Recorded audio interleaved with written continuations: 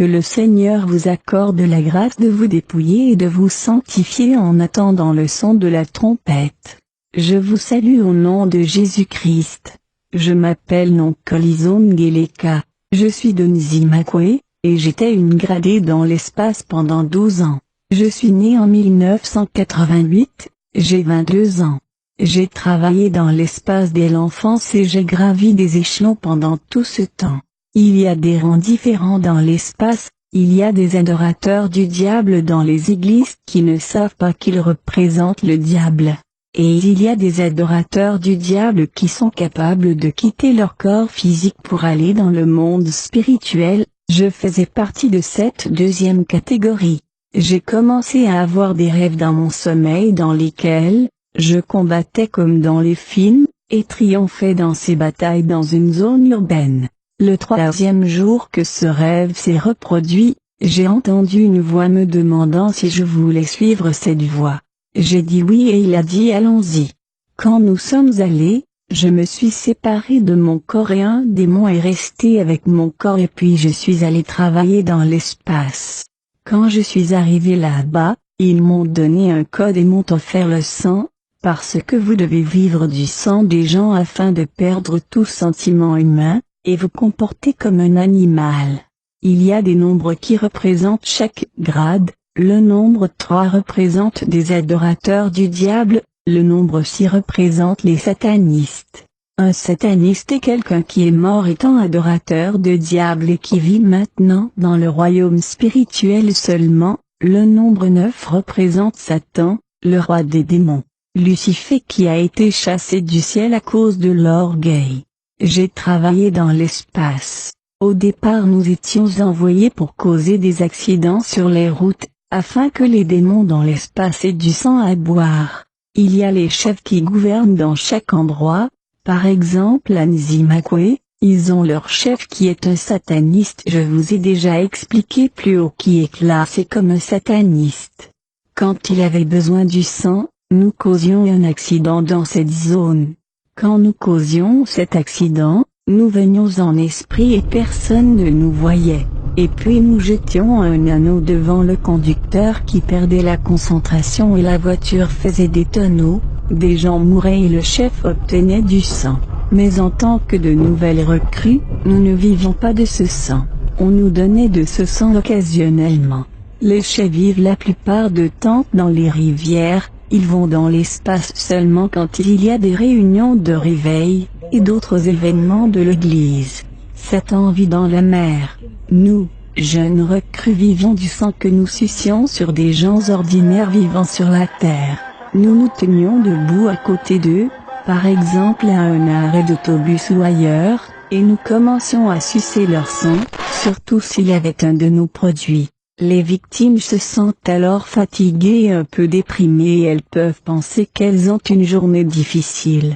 Mais c'est surtout dû au fait qu'un adorateur du diable est en train de sucer leur sang dans le monde des ténèbres, mais la victime ne meurt pas. Mais s'il s'agissait d'un chrétien, sauvé et menant une vie sainte, nous ne pouvions pas sucer son sang, si nous essayions de le faire. L'esprit du chrétien intercéderait pour la personne surtout par un hymne et je brûlerai. De même si nous causons un accident avec un chrétien parmi les passagers, nous ne serions pas en mesure de boire le sang des gens qui sont morts là. Parce que le sang du chrétien endommagerait le sang contenu dans cette banque de sang, et si nous devions boire ce sang, nous serions faibles et incapables de faire notre travail. Satan et les chefs ne pouvaient pas le boire non plus. Si une personne est sainte, cette personne n'utilise pas nos produits, les strings, ce sont nos produits, c'était mon devoir de prononcer des incantations et des malédictions sur ces objets, les boucles d'oreilles, les colliers, les vernis à ongles, des extensions de cheveux en fibre, peu importe le genre, que ce soit le collage ou la tresse. Tous les objets en or sont les produits sataniques. Donc si vous utilisez ces choses, bien que vous soyez sauvés, si nous voulons vous attaquer, nous utilisons notre code et si vous portiez une boucle d'oreille ou si vous la mettiez dans votre tiroir, nous viendrions et verrions la maison protégée par un mur de feu de Dieu, et nous scannerions avec notre code, comme on le fait à la caisse dans les magasins. C'est parce que la boucle d'oreille ou l'extension de cheveux en fibre que vous possédez ont un code. Et j'entrerai et ferai tout ce que je voudrais vous faire. Il arrive que quelqu'un soit sain même s'il utilise nos produits, mais le danger est que vous ne pouvez pas être protégé. Quand nous venons dans votre maison et vous trouvons protégé, nous pouvons monter à Dieu, parce que Satan peut accuser les frères devant Dieu, et nous demandons d'obtenir notre produit. Que ce soit une boucle d'oreille, des extensions de cheveux en fibre, le vernis à ongles ou n'importe quel autre de nos produits dans la maison. Quand nous venions dans votre maison en esprit, nous faisions alors tout ce que nous voulions vous faire. Nous profitons du fait que Dieu est lié par sa fidélité et ne peut pas voler. Nous lui demanderions comment il fermerait notre produit dans la maison et la protégerait avec le mur de feu. C'est là où se trouve le danger d'utiliser les produits sataniques. Quand nous arrivons, nous prenons aussi petit à petit votre sainteté. J'allais y proférer des malédictions et des incantations sur les produits. Nous avions l'habitude de dire que quiconque utilise ces produits doit être lascif. Et si vous utilisez ces produits, la malédiction s'abat sur vous. S'il s'agit d'un bijou par exemple, nous dirions que les utilisateurs deviennent des prostituées, ou des débauchés et qu'ils soient désobéissants. La prostitution dans l'esprit n'est pas limitée au fait de vendre votre corps pour de l'argent, il peut aussi dénoter le comportement et la façon dont une personne s'habille. J'ai beaucoup travaillé avec ces choses. Et il vint un temps où j'ai obtenu une promotion parce que j'avais beaucoup travaillé avec ces choses et j'avais beaucoup de succès et ils ont ajouté un autre chiffre à mon code. Parce que j'ai passé la classe de prière, et de prononciation de malédiction sur des extensions de cheveux en fibre, bijoux, et choses semblables.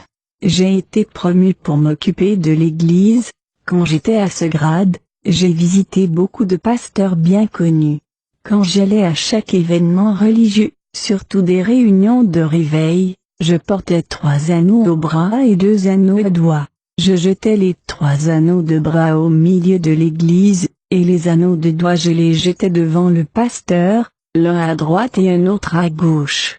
Si le pasteur priait, le premier anneau roulait vers l'église, mais le deuxième revenait à moi et comme je l'ai expliqué, je priais sur les anneaux quand ils étaient encore en cours de fabrication.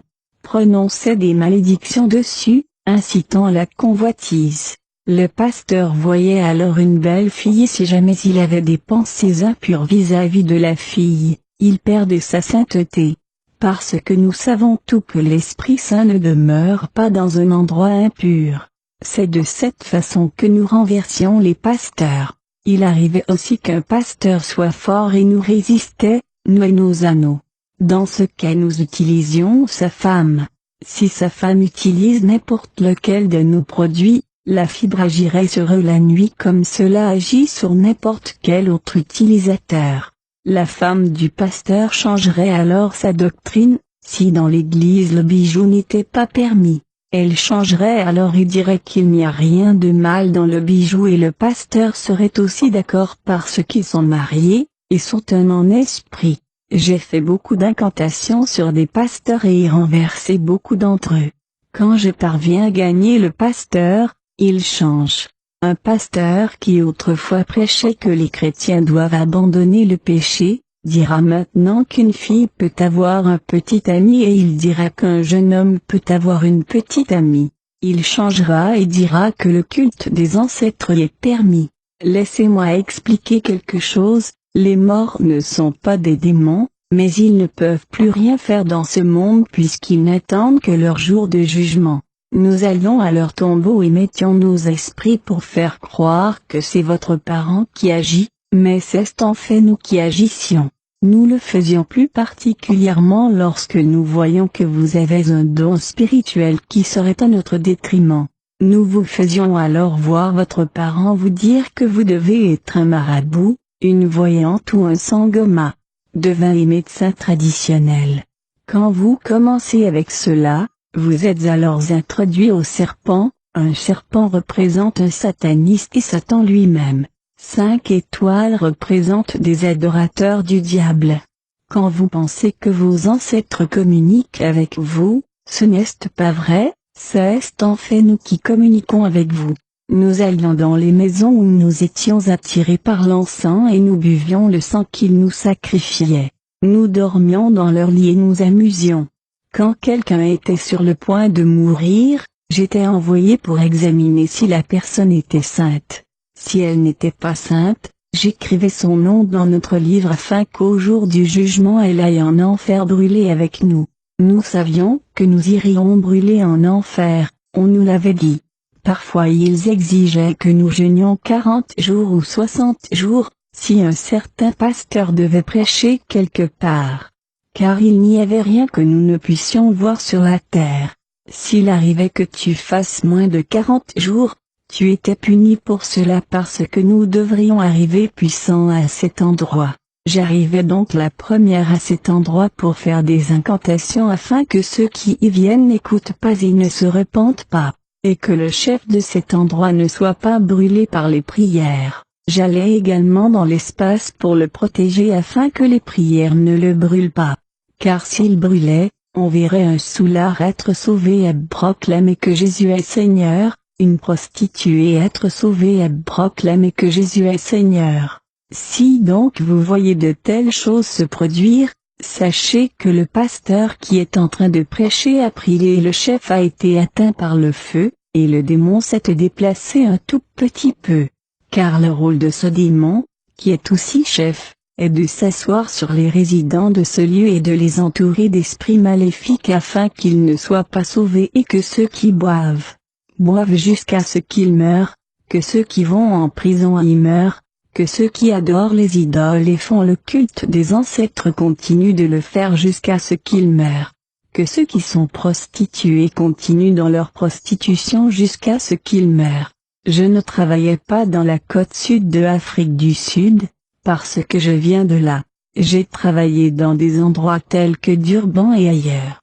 Quand j'étais dans l'espace, il ne m'appelait pas par mon nom, il m'appelait par mon code. Il m'appelait par mon code pour me dire par exemple que je dois me presser et aller au Swaziland ou à Durban. Comme l'entreprise là-bas avait fini de fabriquer des boucles d'oreilles, je devais y aller pour faire les incantations dessus avant qu'elles ne soient envoyées dans les boutiques. C'était mon devoir de faire des incantations dessus. Une autre année, j'ai été envoyé à Ntuzuma. Il y avait un pasteur là-bas, je ne mentionnerai pas son nom. J'avais été envoyé pour enlever sa sainteté.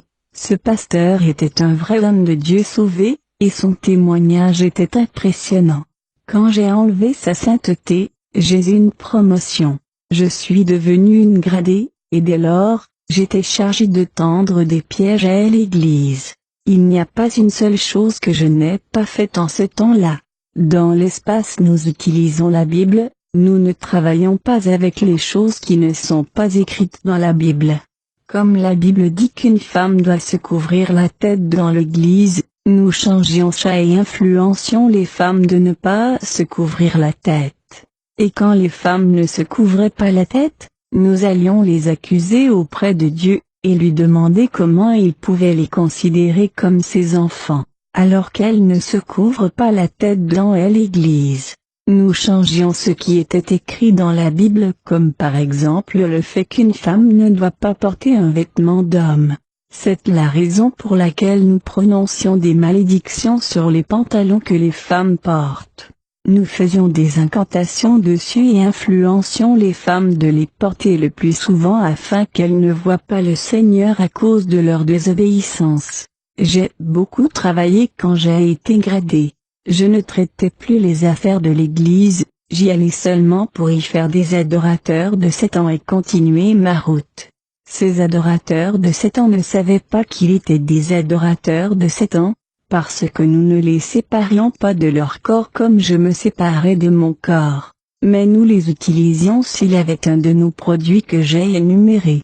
Puis ils commençaient à faire des commérages, à calomnier, à toujours se plaindre et dire que les pasteurs courent après l'argent, ou quelque chose de ce genre. Les gens cessaient même d'aller à l'église à cause de ces adorateurs.